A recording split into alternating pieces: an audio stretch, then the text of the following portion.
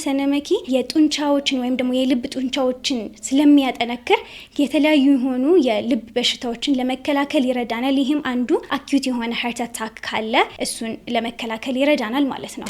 ሰላም አሊፋ ባህላዊ ህክምናዎች ነን። ዛሬ ስለ ሰነመኪ አንዳንድ አካላዊ እንዲሁም መንፈሳዊ ጥቅሞችን እነግራችኋለሁ። በመጀመሪያ ስለ ሰነመኪ ስፒሪቹዋል ነገሮች ከመግባታችን በፊት ሳይንሱ ምንድነው ያስቀመጠው የሚለውን እናያለን። ሰነመኪ ታይፕ ኦፍ ስፒሺስ ኔሙ ስናይ ሰና አሌክሳንድሪና በመባል ይታወቃል። በብዛትም ሰና በመባል ነው የሚታወቀው። ይህ ተክል አብዛኛውን ጊዜ ወደ አፋር ክልል ላይ በብዛት የሚገኝ ተክል ነው። ሰነመኪ ስሮቹም የራሳቸው የሆኑ ጥቅም አለው። ግንዱም እንዲሁም ደግሞ ቅጠልና ፍሬውም የራሳቸው የሆኑ ጥቅሞች አሉት። አበባውም የተለያዩ የሆኑ ጥቅሞች አሉት። ነገር ግን እኛ ዛሬ የምናየው የሰነመኪን ቅጠሉንና ቅርፊቱን ነው። ፍሬውን የሚይዘውን ቅርፊት በማድረግ ዱቄት አድርገን ያንን እንዴት አድርገን ለጥቅም እናውለዋለን የሚለውን ነው።